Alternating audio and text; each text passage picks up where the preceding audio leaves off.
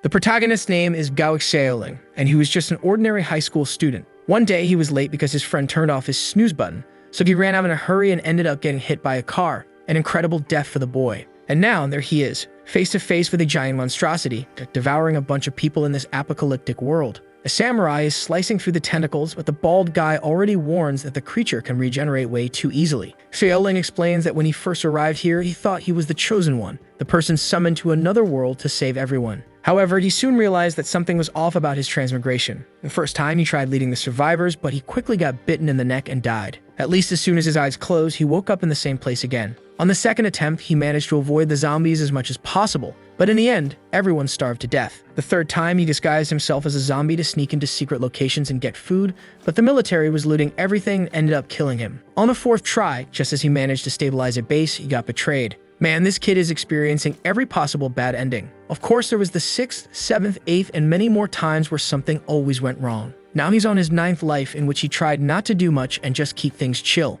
But even so, he got drafted into the army to fight against the creatures. Meanwhile, the people are wrecking everything and the others are running away. He forgets the supplies, but hey, staying alive is better than having supplies, right? There's a girl in a pretty dangerous situation that could seriously change the age rating of this story.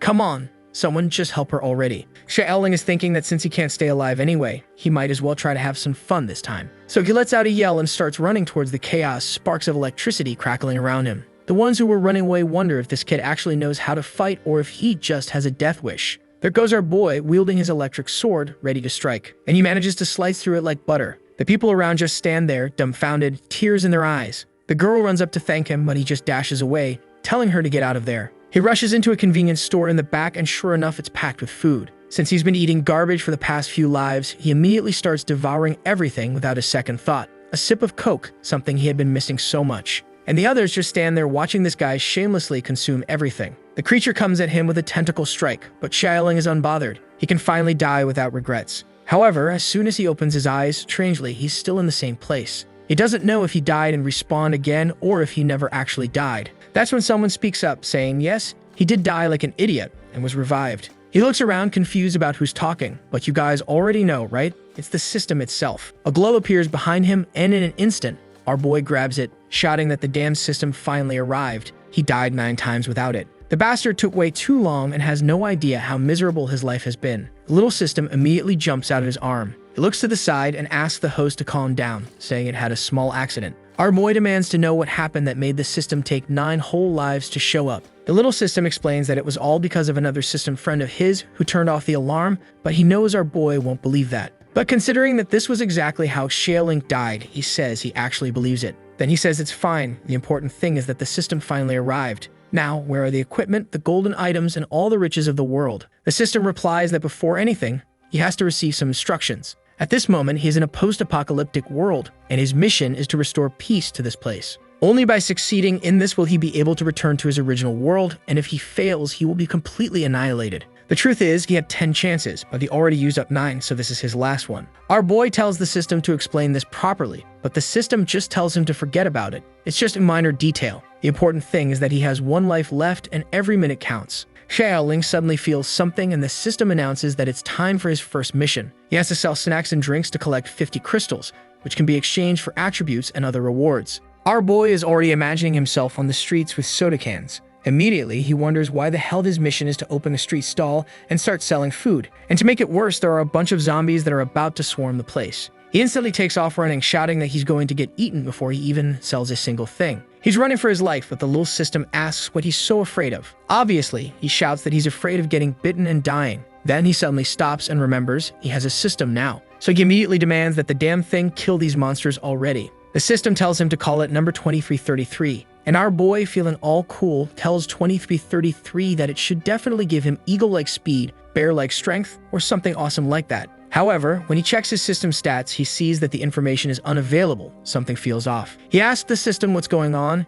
and it explains that his stats are so low that they can't even be analyzed. He's just that insignificant. Honestly, I thought Xiaoling would be disappointed, but instead he looks relieved. At least he can see his intelligence stat, which means he's a smart guy. Right at that moment, he barely dodges a zombie, but he immediately starts running again, yelling that he wants some real superpowers. The system tells him it already gave him an incredible power and just left it lying on the ground. The protagonist figures it must be that useless little mat on the floor that the creatures were stepping on. He turns back, dashes through the horde, grabs the mat, rolls it up, and smacks the first zombie on the head with it. The boy is completely surrounded. Damn, I thought he was about to do something amazing, but another zombie hits him on the back, making him tumble across the ground, lose the mat, and crash right into a pile of food. The zombies close in for the final bite, and he realizes he died even faster this time than in his previous lives. The disappointment is so overwhelming that he doesn't even feel like eating all this delicious food anymore. But then something strange happens. The zombies seem to be hitting some kind of invisible barrier. Apparently, as long as he's inside his stall, he's completely immune. And just a second later, all the creatures start ignoring him and wandering off in another direction. He's shocked.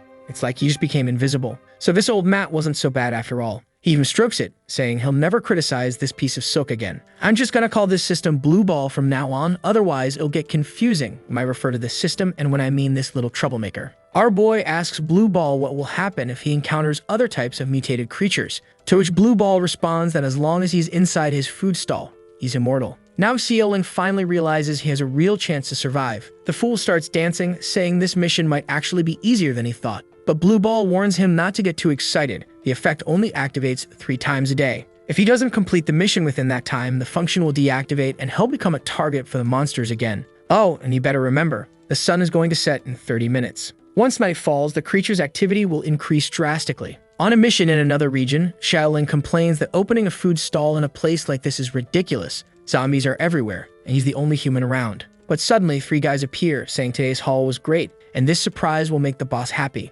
Xiaoling thinks he just got lucky, but these guys don't look friendly at all. They stop and ask, what the hell is this? Why is there candy in a food stall in the middle of an apocalypse? The bastard even had gum, Doritos, and everything. Our boy tells them to make themselves at home and asks what they feel like eating. From their perspective, this is a treasure trove. Instantly, they start talking about how they at least want some fries and dried meat. Xiaoling tells them they're lucky. They're the first customers to find his shop. The bastard goes full-on salesman mode, saying it's not 998, it's not even 98, just 50 right here at this shop. The guys look confused and start saying there's no way they're gonna pay for something like this. One of them immediately pulls out a gun and tells him to take advantage of their good mood because otherwise he'd already be dead. Xiaoling just asks if they're really not going to leave any money. Then he snatches the guy's coat from his hand and says he thought they were cool, but they're just wasting his time. Obviously, the guy instantly points his gun at him, saying the bastard must really have a death wish. He fires, but all the bullets hit the barrier around the stall. Not only that, but the guy gets hit with a counterattack and gets completely fried. His friends can only watch as the fool collapses to the ground like a piece of trash.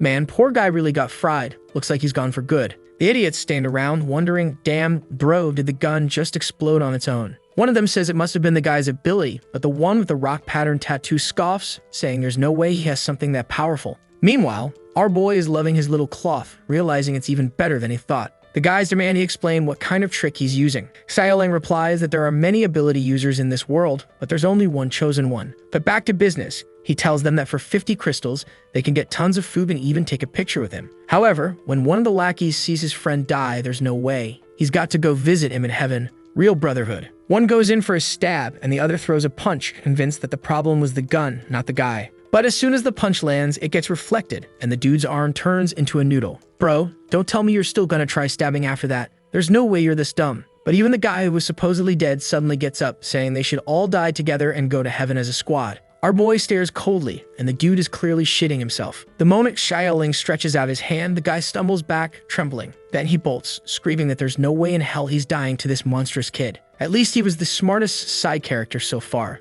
Meanwhile, the others are wondering why they're the only dumb ones still trying to fight. Our boy didn't want them running off like that. He still needed people to buy his stuff. Then he notices they left his sack behind. And judging by the shape, it looks like a person. If it's a person in an apocalyptic setting, it has to be a girl. And if it's a girl, she's got to be fierce and healthy, obviously. Some girls have a round shape, but this one is more triangular. She looks like a weapon, all sharp and ready to fall over. But our boy is already in love. However, she suddenly senses something and lunges at him, making him run for his life. Now's not the time to be falling in love. This girl is clearly a zombie. She swings at him, and he barely dodges, freaking out because he had no idea zombies could be this fast. He grabs a gun cartridge and chucks it at her. It's all he had. But at least it bought him enough time to reach his food stall. Oh crap, but our genius here already used up all 3 daily protections. Now he's screwed. He tries to pack up his stuff and run, but she just leaps over everything and lands right in front of him. He crashes to the ground like a total loser while she stares him down. She starts moving closer and he starts chucking food at her head. But she keeps advancing, until he grabs something next to him and throws it, telling her to back off. He shuts his eyes, accepting that he's about to die yet again. But when he peeks one eye open, he sees her happily munching on a piece of dried octopus. She takes a little bite, swallows, and looks completely satisfied. He quickly realizes this weirdo likes dried octopus. And now, she's approaching him again. But judging by her face, it's not to do anything good or bad. She's just hungry. The problem is, he ran out of dried octopus, and he has no idea what else she might like. So he grabs a random bag of chips and tosses it into her mouth. Once again, she looks happy. If he can solve the problem like this, at least he won't die. So he starts making a trail of food leading to the edge of a cliff. Then he throws a handful of fries into the lava and tells her to go fetch. The girl skips over, all excited. Damn, this kid is cruel. He's about to throw her into the lava and doesn't even care. That's when he notices something near the cliff's edge, a golden dagger on the ground. It looks like a high-ranking weapon, and on the handle, he sees the emblem of the Thunder Legion. That's the most feared bandit organization across all the apocalyptic bases. All its members are outlaws surviving through robbery, murder, arson, explosions,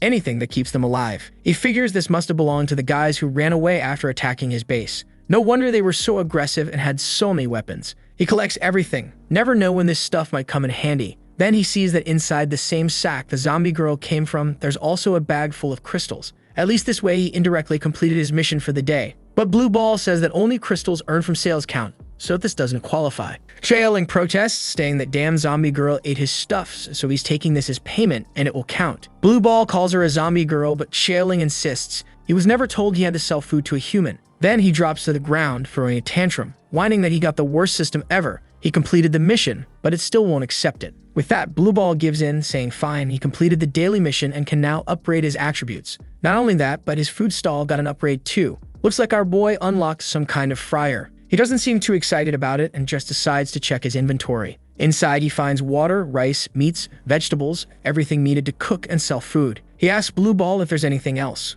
Normally in adventure systems, he should at least have some weapons, explosives, or self-defense tools. But his system buddy explains that they are a food system, not a warrior system. This is how he'll have to survive. So he asks what he can get with 1 experience point. Poor guy ends up with some toothpaste, toothbrushes, a pencil, and that's it. Poor Xiaoling knows that even with the system, survival in the apocalypse won't be easy for him. Since his shop can only block 3 attacks per day, he decides to focus on defense for now. With that, his stamina starts to increase. But after a moment, he pauses and comments that he doesn't feel any different. The system just tells him it doesn't care, whatever. Then it warns him that he has 24 hours to hire someone to work in his shop and earn 100 crystals. Poor Xiaoling immediately freaks out, saying that first, getting 100 crystals is already a ridiculous task, and second, where the hell is he supposed to find someone crazy enough to accept an offer like that? Just then, a piece of paper smacks him in the face, and when he pulls it off, he sees that it's a flyer. He suddenly remembers there really was a shop like that on a street nearby. Every time he was on his way to school, a girl would pass by handing out flyers, trying to get him to try her drink. He wonders if she's still alive. It'd be pretty interesting to have her around, calling him master. And so there he goes, pushing his little hot dog cart through the apocalypse.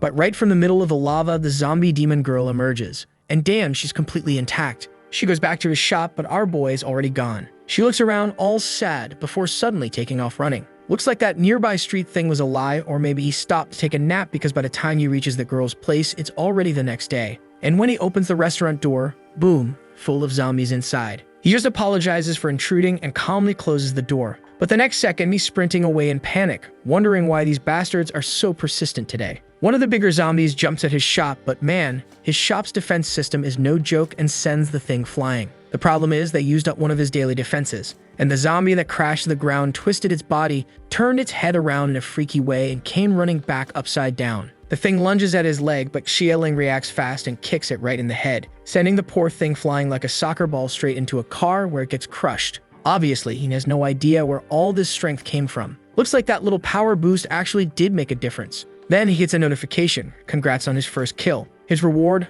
A raincoat. He asks the system if this isn't a little too basic. Blue Ball tells him not to underestimate it, it can block any substance. He could literally swim in nuclear waste and not be contaminated. He doesn't really buy it, but just then he notices he's completely surrounded by zombies. And of course it's his own damn fault for making such a loud mess. Right at that moment, a voice calls out from inside the shop, "Hey kid, get in here, it's warm." With a billion zombies approaching and no other options, he grabs his shop and makes a run for it. That door didn't look like it would fit everything, but somehow, he's already inside. He thanks her for saving him and says he never expected to find her here. Liar. He literally came here just to find her. And now the poor girl is wondering how he even knows her. He tells her he's that high school student who used to pass by, and she would always try to get him to try her drinks. She still looks confused, but she's a sly one. She thinks to herself, there's no way she remembers this weirdo. Does he think he's that good-looking to have left an impression on her? But still, she acts like she remembers and says, "Oh right, you're the guy who loves basketball." He's about to tell her that's not him, until she leans in, pressing two giant spheres against him. Soft. He suddenly forgets what he was going to say. Instead, he asks for her name. She says it's Aikin. She happily calls him big bro, and man, this kid has issues. He gets emotional just from being called that. It's the first time in his life something like this has happened, and she just stands there, confused, wondering why the hell this dude is crying. Mannequin rolls across the floor. He turns around, wondering what it is. He picks it up, feeling a little confused. Everything suddenly goes silent behind one of the doors. He starts walking toward it, but the girl warns him not to. She says she trapped some rats back there. They're extremely dangerous, and if he opens that door, they'll escape all over the shop. He starts barking at the door, telling whoever's inside not to get any funny ideas. But clearly something very dangerous is watching our boy from the shadows. Out of nowhere, the girl dramatically faints and collapses to the floor. He asks what's wrong, and she says she hasn't eaten anything in 5 days. Obviously, this kid only thinks with one part of his brain and immediately says he'll cook something for her. She can even choose bread, noodles, or lime. But suddenly, her expression changes. She seems very interested in the fact that he has food. She stands up, walks over, and takes a peek at his food stall. This kid had eggs, flour, and a whole stash of ingredients. Where the hell did this guy get all of this? She never expected this random child to have such a fortune in supplies. But the moment she grabs an egg, it disappears from her hand. The stall has a function that makes it impossible to steal from it. And now she's standing there, completely confused, unable to understand why everything she picks up just vanishes. So she decides, screw it, she'll just take out this kid and everything in that cart will be hers. But then the bag of flour she was holding also disappears. Caroling asks if she's looking for this. She stares at him. That's mine. How the hell is it in your hands? The poor boy says he just happened to grab it when she was kind of tripping with herself. It's a really good mag for cooking. And you sure she doesn't mind since he's making food for her? The half-tilted girl says no, she really doesn't mind at all. But now she's the one getting nervous, wondering if this guy is really this alert all the time. She then asks him not to get the wrong idea. He should know how dangerous it is for a girl like her to survive in a world like this. All she wants is for him to return it as soon as he's done. Our boy tells her, "Of course, I believe you're an honest and good girl." He hands back her knife, telling her just not to use it carelessly. The moment she grabs it, she says she'll show him how to really use it. He was way too dumb and deserved to die for it. But of course the knife bounces right back and nearly takes off her own hand. Well, Luddy says, "I told you not to mess around with that thing, so why don't you listen to me?" She collapses onto the ground, all twisted up, and asks if he's an ability user. Then she suddenly stands up in an extremely athletic and flexible pose, declaring that he will now fight her to the death. Feeling all fired up, she swings in to kick him with a flaming attack.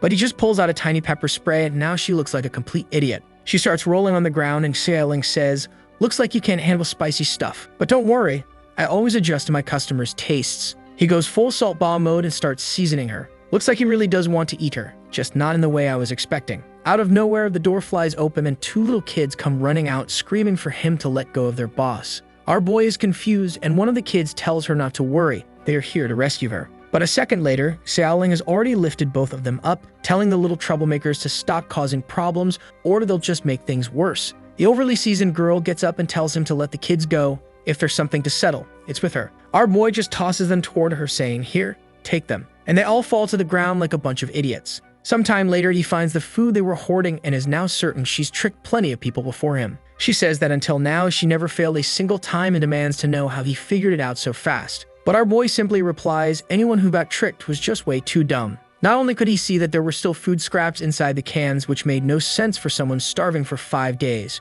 but there was also blood on the ground, yet she didn't have a single wound. Clearly, someone was killed there, and he was lucky he didn't become the next victim. But the kids argue that they only get rid of bad people, like him, who have evil intentions toward poor little Aikin. Unfortunately, when it comes to having certain thoughts about that girl, yeah, he's definitely guilty. Aikin explains that in the apocalypse, everyone does what they need to survive. Apparently that was argument enough because he just agrees. Or maybe our boy is just cruel because he says, if that's the case, then he can't blame me for doing whatever I want now. Everyone looks terrified and Aikin demands to know what he thinks he's about to do. He replies, "It's been a while since I had some fresh meat. Today's the day." The kids start panicking, thinking they are about to be eaten. And our boy is enjoying their fear. But then the blonde girl says that if he's going to eat someone, it should be her. After all, those two haven't even fully grown yet. But the kids, being competitive, argue that he shouldn't eat the girl. Children's meat is much more tender, so it'd be better if they cook themselves and let their boss live. Now Xiaoling is mad. Why are they suddenly acting all noble and making him look like the villain? Right then, the little girl coughs and her brother immediately calls out to her.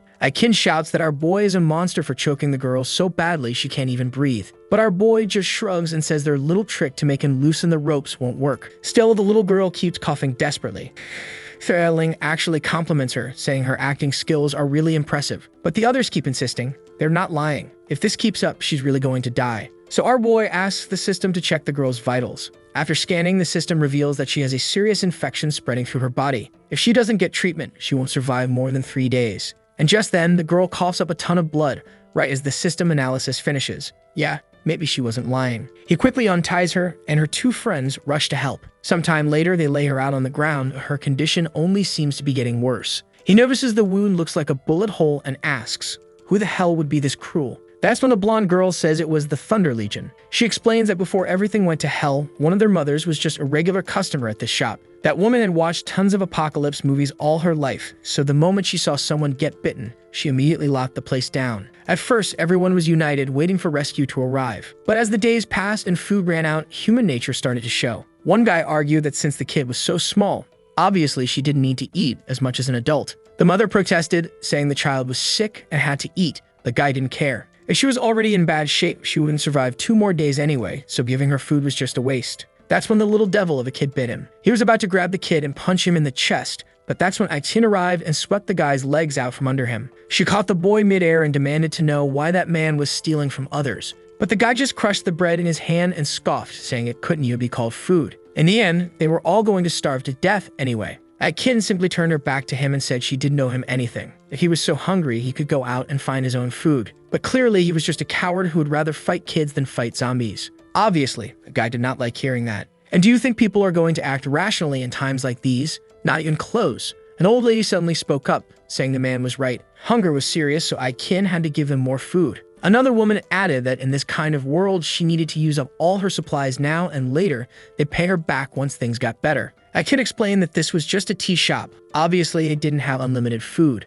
Then the old woman pointed at a locked door and demanded to know why it was still shut. Aikin explained it was just a changing room. There was no food in there. But the lady in the weird banana outfit wouldn't accept that and insisted on seeing inside. Everyone else jumped in, saying they also wanted to know what was behind that door, so she better open it. The mother tried to stop them, reminding them that they wouldn't have even survived this long without Aikin's help. But the others turned on her, saying it was her fault they were trapped in there. Maybe if she hadn't locked them in, they would have already escaped, found a safe place, and been taken care of by the government. She told them that if they were so desperate to leave, they could all go right now. But instead, they started pushing forward, telling each other to ignore the idiot and break down the door. The man laughed mockingly, saying he was about to steal everything she had. But when the door finally swung open, all he saw were a bunch of dresses. What he didn't understand was why the skirts looked so daring and revealing. The old woman immediately declared that it all made sense now. She knew this girl wasn't a decent woman. Another girl clung to her boyfriend and accused Aikin of trying to seduce every man on Earth. Obviously, Aikin told them they were overreacting, but right then, a massive explosion rocked the shop. A man from the Thunder Legion had arrived, commenting that the place seemed pretty packed.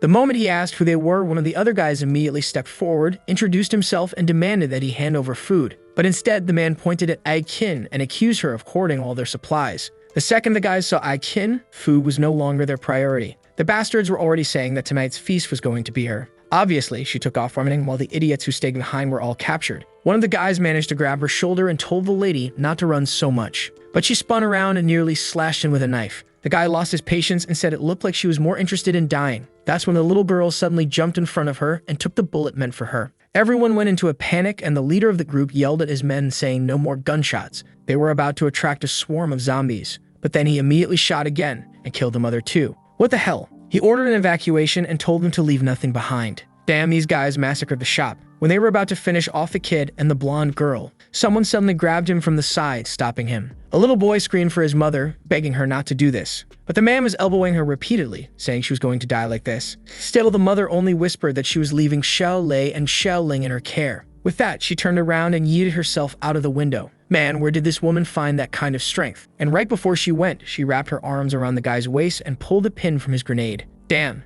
this mother went hero mode. The entire place exploded and we're back with our boy. Aikin is saying everything that happened was her fault. Xiao Ling tells her not to cry, at least if she dies, she'll be able to see her mom again. But the boy begs her not to go. He already lost his mother, but he still wants to have a sister. The system is touched by the scene, but our boy tells it not to get too sentimental. These people tried to kill him after all. Still, he does understand how hard it must have been for Kin, raising 2 kids all alone in the middle of an apocalypse. So he asks the system if there's any way to buy medicine. The system says yes, but his shop isn't a high enough level to unlock the function.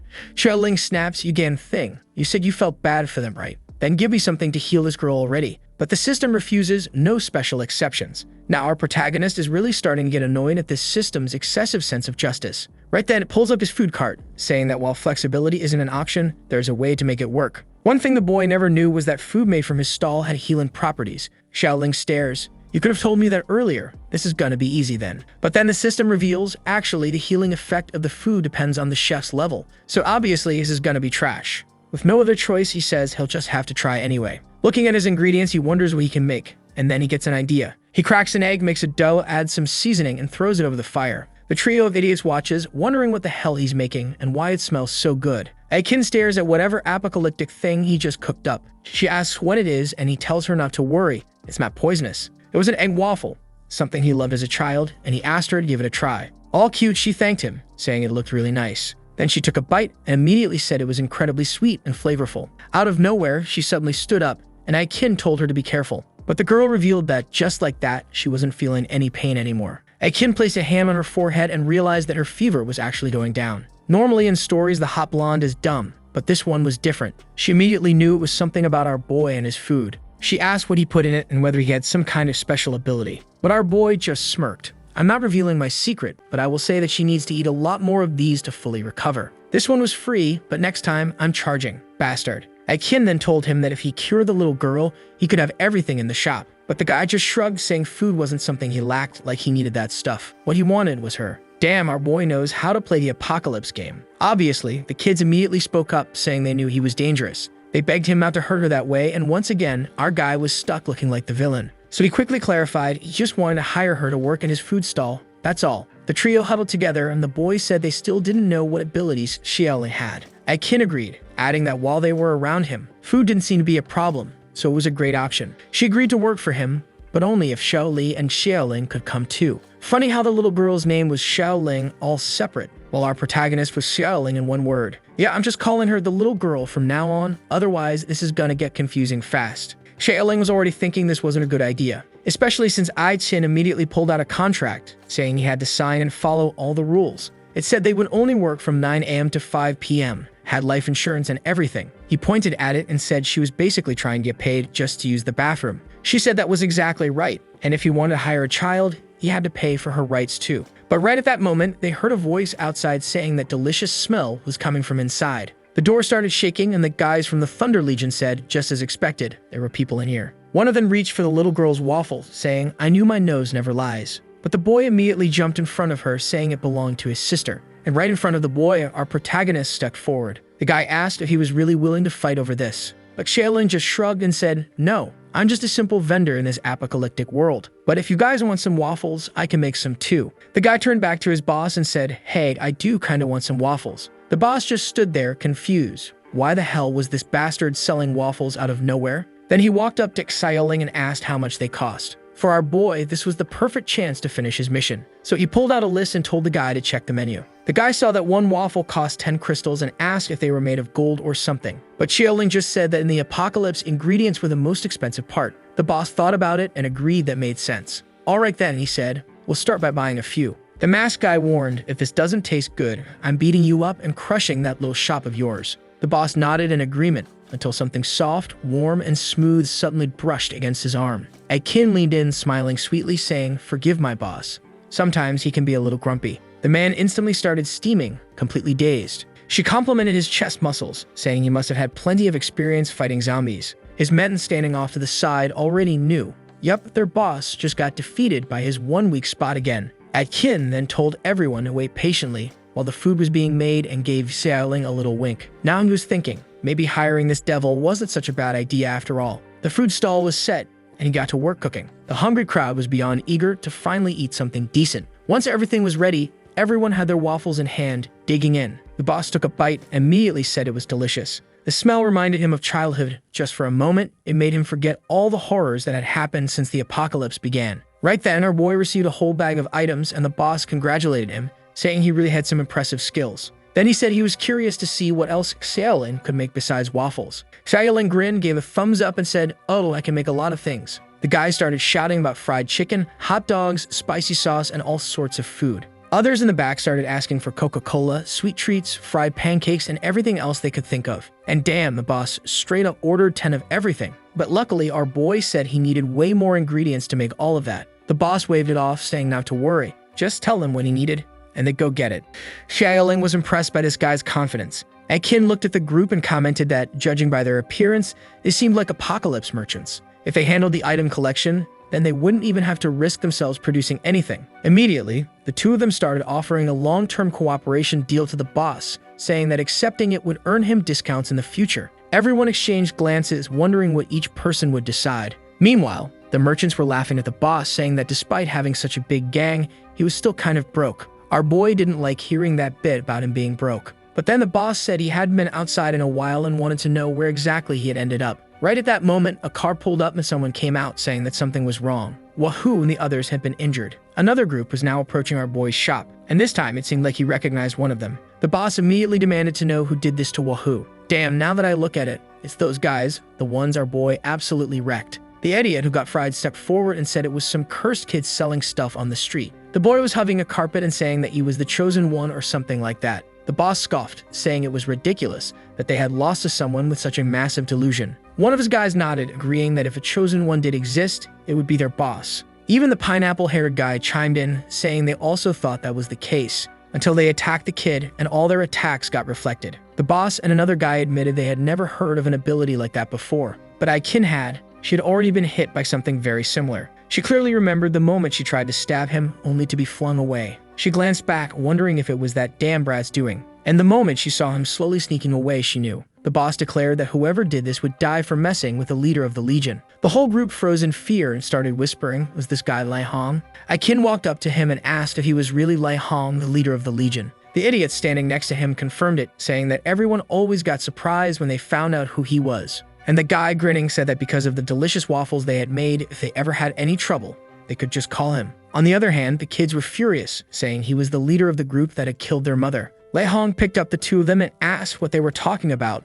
That made no sense. His right-hand man, Damaska, agreed, saying that even though they were bandits, they never harmed women or children. But Qin wasn't buying it. She immediately launched a flaming kick at him, shouting that she knew that was a lie. The boss tossed the child into the air just in time to dodge. The idiot softened his sister's fall while Qin charged in looking dangerous with those fiery legs. But something definitely went wrong with her attack. She tried again, but he dodged once more. The rest of the gang was excited, saying this was going to be an interesting fight. But from the looks of it, the boss did want some help. He really didn't want to hit a woman. The blue-haired girl sighed, saying that one day the boss was going to have to get over the psychological barrier of his. Once again, he dodged a beautiful kick from Qin. Meanwhile, up above, something was watching. Not someone, but a weird, gross tentacle. Meanwhile, our boy was amazed that he was the protagonist of this story and the enemies were too busy fighting each other. That's when he suddenly remembered. He had already used his protection twice today, which meant he only had one more chance to stay safe, so he really had to be careful. But right at that moment, the old man and the pedestrian crossing-looking dude pointed straight at him,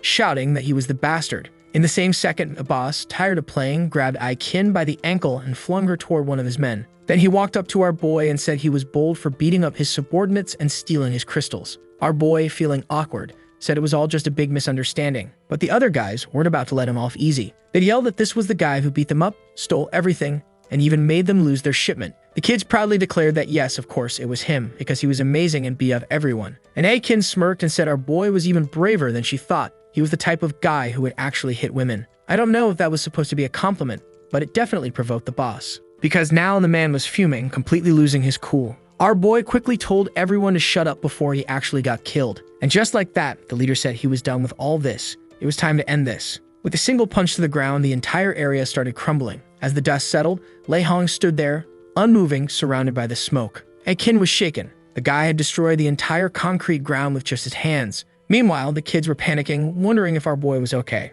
The masked guy sighed, saying people with abilities were incredible, especially the boss, since he had the best power of them all. Our boy stood there, completely intact. thinking to himself that if that had hit his body, he'd have been turned to dust. The boss immediately went into JoJo mode, throwing combo after combo, but our boy just kept dodging and slipping away. Then Lei Hong finally asked, how did he have the nerve to hit a woman? And with that, he slammed our boy right in the arm, hurling him into the distance. Obviously, our poor kid was already spitting up blood, but the boss was actually impressed.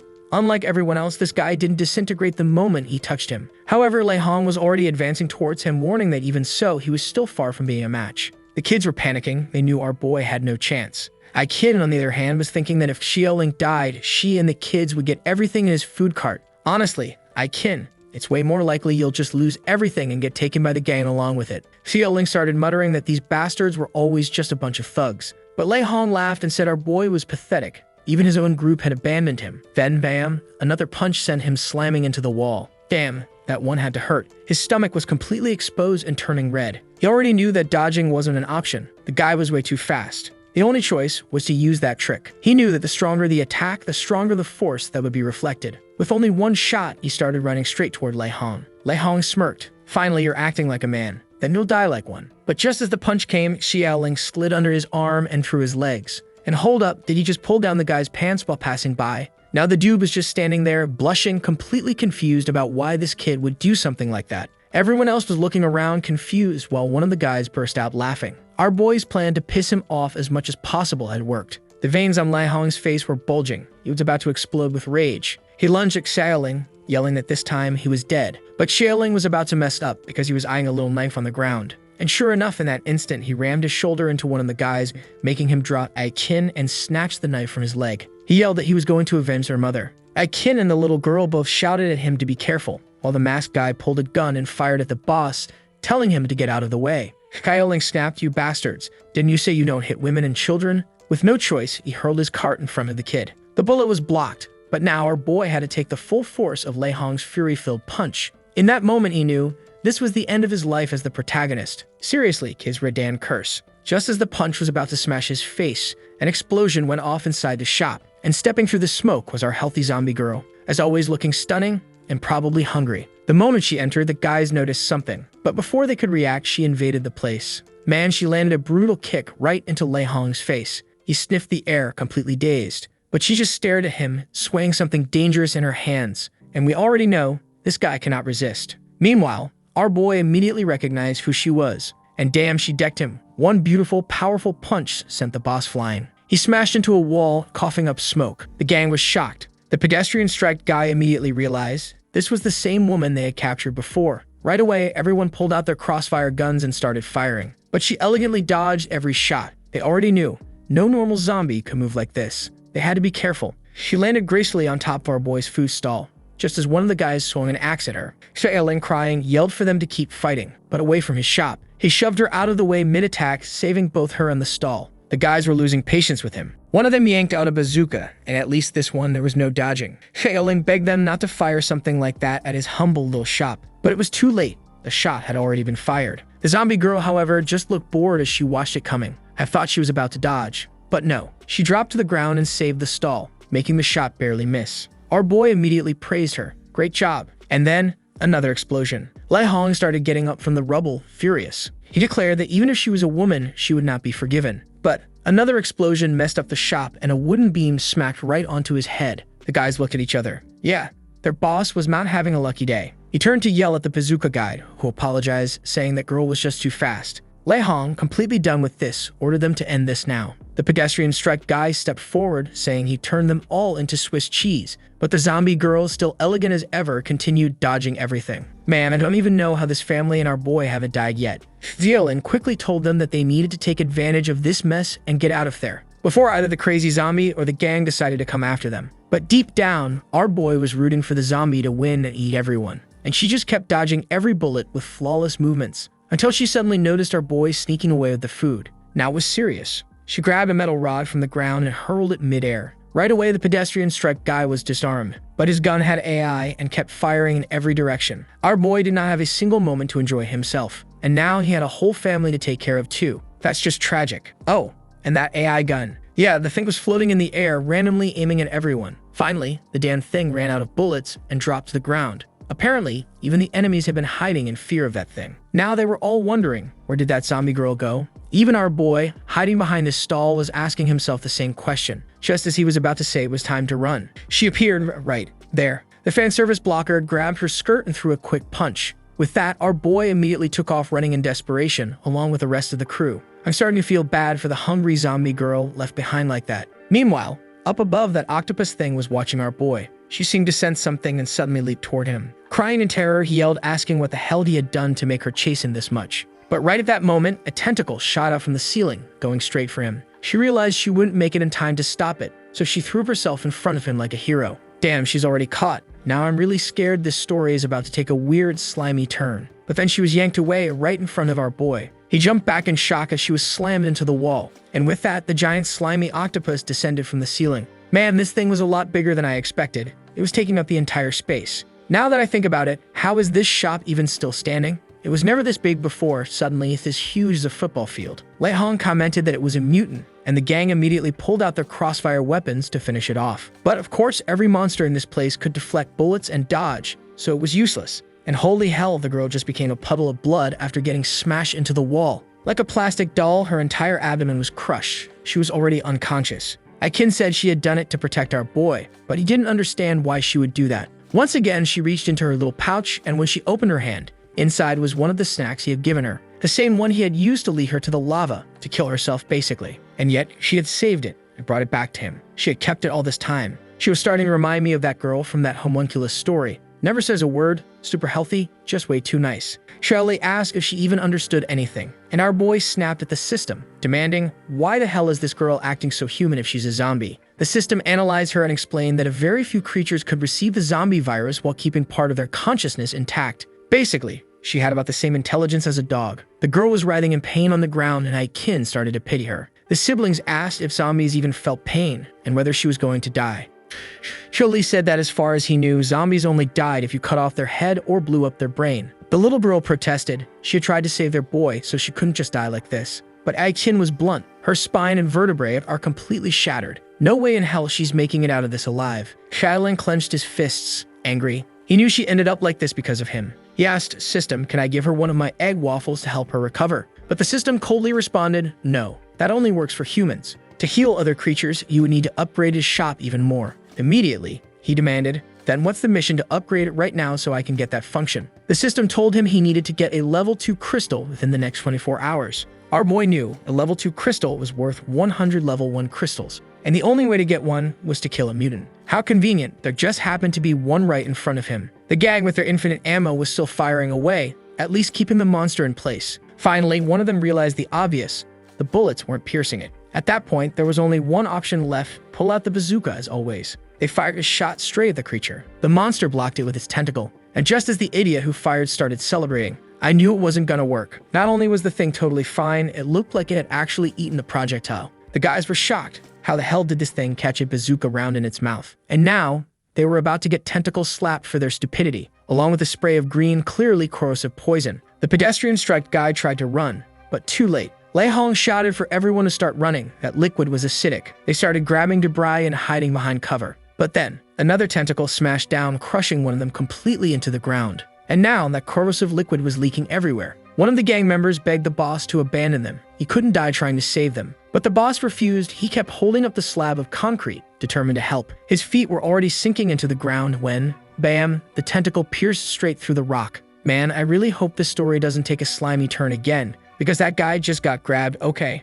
don't do it, tentacle thing. Thank God, it just lifted him up and the boss snapped, finally activating his power. I thought it was gonna be something epic, but no, he was just standing there, still holding the rock. Wait, no, hold up. He threw the rock, jumped, and went in for a punch. He grabbed the tentacle, trying to pull it back. Problem was, the damn thing was covered in slime, so he couldn't get a solid grip. As soon as it slipped free, the monster lifted its limbs and rained down acid. And then, someone slid in, all dripped out in a raincoat, Captain Levi style. Our dear Galaxy started climbing the tentacles. The gang was freaking out. Was this kid insane? Did he have some kind of hidden power? Even Lei Hong said it was weird. He couldn't feel any energy coming from the boy. A tentacle almost got him, but he dodged, then jumped forward and launched some kind of water-style attack. What the hell? It looked like some sort of teleportation, and suddenly, he was right in front of the monster's mouth, knife in hand. And then he slammed the blade right into the bazooka round that was stuck in the creature's mouth. With that, sparks started flying and Sailing immediately ran. The bazooka shot finally exploded inside the creature's mouth, sending smoke everywhere. Not only that,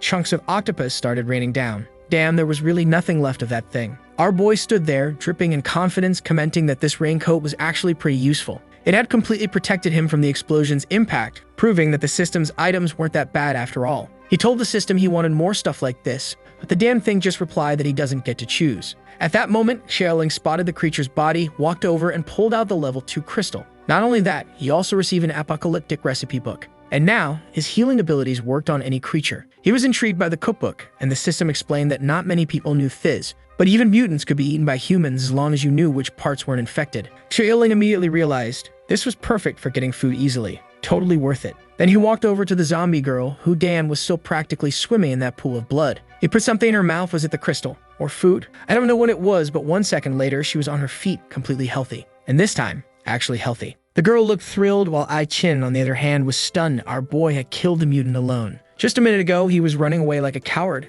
and the next, he was charging in to take down the creature. Either he had some serious mood swings or he was hiding his true strength. Right then, the zombie girl pointed at her own mouth, but Xiaoling quickly told her to cut that out. That was a weird thing to do. Meanwhile, Ai Qin had already decided it wasn't a good idea to rely too much on this guy. Xiaoling told her to stop, but he was already messing around, tossing her some snacks while they ran. In the end, Ai Qin thought to herself, at least he had a good heart. But then, Xiaoling turned to his sister and warned her not to get too close to that woman. She was a zombie, which made it extremely dangerous. If it got bitten, it was over. The zombie girl suddenly turned toward them and took a step closer. She spotted some crumbs on the little girl's lips and licked them right off. Then she turned to Xiaoling, who immediately realized what was about to happen next. He ran for his life, shouting, "Do you have no shame?" While she was having fun, Lei Hong suddenly called everyone's attention. He walked up to Xiaoling and said, if he could heal even a zombie, maybe he could heal his brother too. Obviously, he was talking about Pedestrian Strike Guy and Iron Mask Guy, who were barely clinging to life on the ground.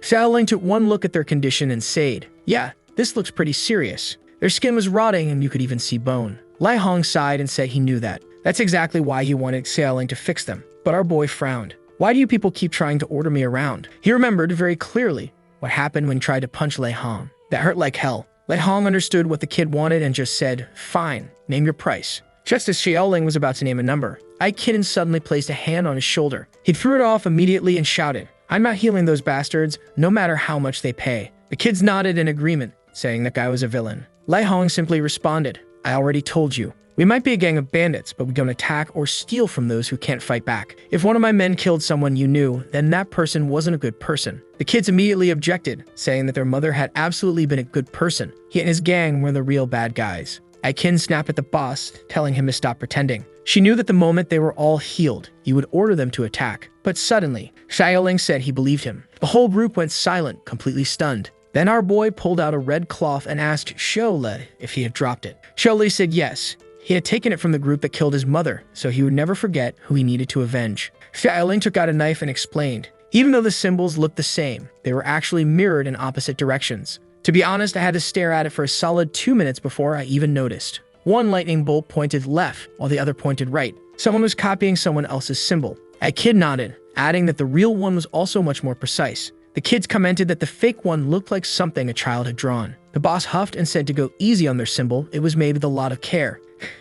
Xiaoling then explained, it was common for some groups to steal the symbols of others to start conflicts. And that's probably what happened here. The little trio was shaken and the boss finally realized why everyone in this region had been hating them recently. Xiao Li clenched his fists in anger, while his sister asked, then how do we get our revenge now? Ai Qin sighed and said they needed to forget about revenge, because for sure their mother wouldn't have wanted that. The kids fell silent. Then the masked guy muttered that he wanted to wipe out those bastards ruining their reputation. But the poor guy wasn't doing too well. He immediately coughed up blood. Lei Hong sighed. Now that everything's clear, our boy can help my friend, right? Xiaoling, being the generous soul he is, decided he'd only charge 10 crystals per person. Immediately, the boss handed over the money. And with that, a few eggs were cracked. I thought they had cracked eggs to start cooking. But no, those eggs had been broken during the shootout. Xiaoling responded that this was a peculiar situation. Maybe the guy should just take his crystals back. But of course, Lei Hong wasn't about to accept that. So our boy just shrugged and said it was a joke, had figured something out. The problem was, how the hell was he supposed to make an egg waffle without eggs?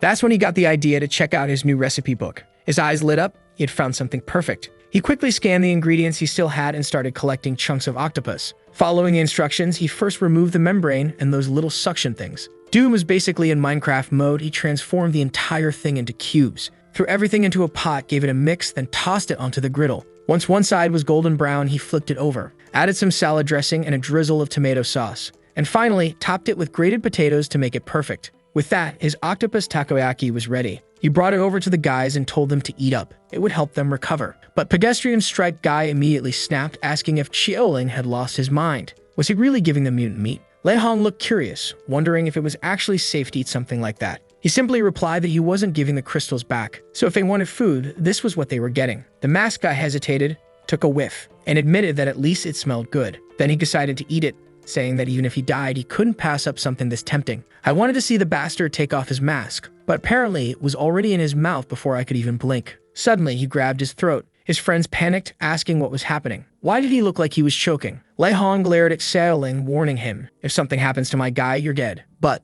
before anything else could happen, our lovely zombie girl jumped in to protect him. Damn, this boss was already flustered. This man had issues. Then, the masked guy revealed, "Of course, it's delicious. Here we go, these guys were straight out of Shakajiki no Soma." He went off saying, "The outer layer is so soft as if I'm being embraced by clouds. The seafood flavor is intense, like an elf battle on the tip of my tongue. This dish is like the ocean itself striking straight into my soul." The man was straight up crying from the sheer deliciousness. The other two idiots looked at each other, wondering if it was really that good. The three of them rushed over to Xiaoling, demanding to try some too. And the moment they did, the exact same reaction. They were hooked. One of them even grabbed a takoyaki ball and shoved it into his friend's mouth. The guy instantly melted, saying it was absolutely incredible. At the same time, the injuries on the bleached blonde guy started healing. Even his broken bones seemed to be fixing themselves. The guy was stunned. Was this some special effect of the octopus? But Xiaoling just smirked. Just a little special touch of mine. Then, he realized he had just said something stupid. He should have played it off, said it was luck, or that he wasn't sure how it worked. Now, if these guys started thinking he was actually capable, they might try to enslave him. Lei Hong gave him a thumbs up, saying it was amazing. He hadn't expected Xiaoling to be this talented. Our protagonist sighed in relief. At least this guy didn't seem like such a monster after all. Right then, Lei Hong brought up the partnership Xiaoling had mentioned earlier, and the boss said he'd think about it. But the three idiots immediately objected, saying the boss shouldn't even consider it. That damn brat had beaten up everyone here. Xiaoling clapped back, saying that was their fault. They tried to steal from an honest street vendor. The guy scoffed, telling him not to compliment them so much. Apparently, their criminal nature was something to be admired. Even the boss nodded, saying, "That's true. It's your fault for flaunting food like that out in the open. Obviously, any decent bandit would try to rob you." Xiaoling raised an eyebrow. "Alright then, why were you guys carrying this girl in a bag? Even if she's partially turned into a zombie, she's still a woman. So why exactly were you transporting her like that?" The gang members suddenly got awkward. One of them scratched the back of his head and muttered, "Well, you know, it's her fault for being too pretty. We were going to give her to the boss as a gift." The kids in the group paused, thinking, these guys have some interesting fetishes. Meanwhile, Akin was shocked. Even a zombie girl wasn't safe from these degenerates. The masked guy told the boss he was sure he'd like her. They had seen him talking to girls before, getting all flustered. So naturally, they came up with a brilliant idea to use a zombie to help him overcome his fear of women. Lei Hong, completely embarrassed, tried to salvage whatever dignity he had left. That doesn't make any sense. Then he threatened to crush them all if they didn't start explaining properly. Pineapple head guy insisted, "Boss, everything we do is out of love." The bleached blonde nodded. "Exactly. We're sure that if you spent some quality time with her, you'd start getting over your fear of women." Pedestrian strike guy pleaded, "Boss, please try to understand our side. We're just looking out for the leader we love so much." And then, the full-on brawl broke out with Lei Hong beating the hell out of his own men. Right at that moment, the system chimed in, reminding Xiaoling that he needed to hire someone for his shop ASAP. Our boy was confused. He thought he had already hired Aikin. But Blue Ball's system explained, it would only count once they both agreed on terms, and when the hired person put on the uniform provided by the system. Now that piqued Xiaoling's interest. He started imagining a long-made outfit covering everything properly, a doctor's coat, someone who really dedicates herself to the profession, and finally, a bunny suit perfect for girls to walk around with their families. Our boy was drooling, whispering, "Yeah, those are gonna be nice." Of course, Blue Ball system immediately shut him down, saying it was a legitimate system and would not provide those kinds of outfits. And then, a made outfit appeared in his hands. Our boy was disappointed with the design, saying it was pretty boring. He handed it to the little family, explaining that they had to wear it, because that's just how the system worked. The little Brule was excited, Chevrolet was pissed, and Aikin just looked confused.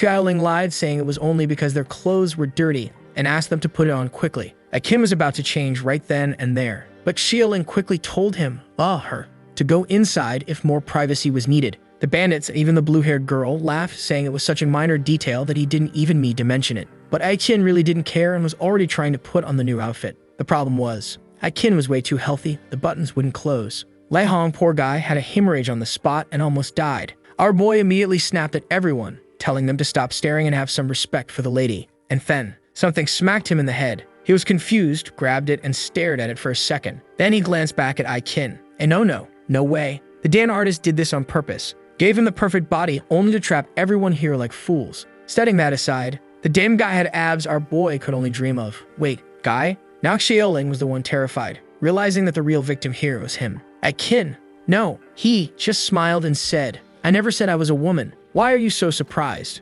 Xiaoling immediately demanded to know. Then why are you dressed like that? You're making people misunderstand things. Pineapple head dude asked if he had pretended to be weak to lure enemies in. Bleached blonde dude nodded, saying he must be a genius strategist. But Aikin just shrugged and said, nope, I just like dressing this way. The little girl smiled and said, he just loves dresses. Xiaoling, still recovering, sighed and explained, this is called cross-dressing. Our boy was devastated. His dream of a romantic assistant had just been shattered. And Aikin, smug as hell, immediately realized. So that was his plan all along, huh? At that moment, the system reminded Xiaoling to finish the contract and asked if he was sure about his choice. Xiaoling's heart soared. Was there still an auction? A paper materialized in front of him, showing everything he needed to set up. The contract duration, salary, and more. He grabbed a pen and wrote his name, which, weirdly, was Shang Xiaohu. Then why the hell did they introduce him as Gao Xiaoling at the start of the story? Well, too bad, he's Gao Xiaoling now. I'm not switching to Xiaohu out of nowhere. Zombie Girl was watching him write, and once he was done, he handed the contract over. Aikin noticed his defeated expression and asked, why do you look like that? You should be happy. No one else gets to be your assistant. Meanwhile, our boy was thinking. While other protagonists were out here gathering harems full of gorgeous women, he was stuck taking care of children with another guy. He never thought his life would reach such a miserable state. And just as Aikin was about to sign, Zombie Girl came sprinting forward, snatched the contract with her mouth and took off running. Our boy freaked out. Don't do anything stupid. He chased after her, catching her mid-run, shouting that she couldn't eat that. But she'd already left a bite mark right where the signature was supposed to go. And with that, the contract was signed. And then, she started glowing. Light erupted from her. Fire, wind, static clouds, pure energy. And something else. This was the evolution we had all been waiting for. Alright, artist, I forgive you for what you did to Aikin. Because this was worth it. But even so, our boy screamed to the heavens. Identity went to work with a zombie. Sometime later, outside the shop, Aikin was pissed, complaining that Xiaoling had chosen a zombie over someone as beautiful and amazing as him. But,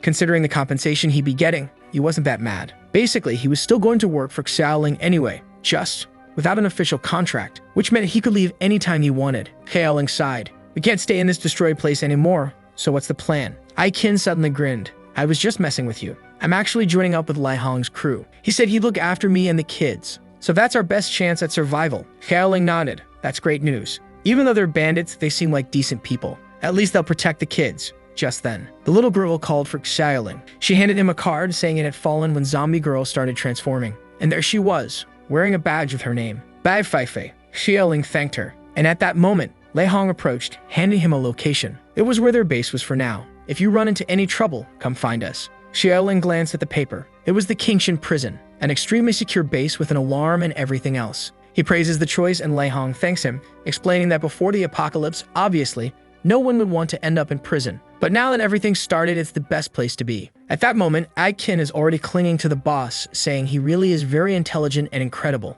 But the boss runs away, telling someone to get this lunatic off him and put men's clothes on him. Aikin, however, says that won't be possible because he's fighting for the freedom to dress as he wants. Sometime later, the crazy gang left, and the kids waved goodbye to our boy. Pineapple Head and the rest of the gang told him to be careful and not get eaten by zombies. And our boy just waved back. He looked at the card and kept thinking that for him, he had no idea what he was going to do. But he was curious to see what awaited him in the future. He said that to Feifei, but the damn girl had already disappeared and was eating everything he had in the food stall.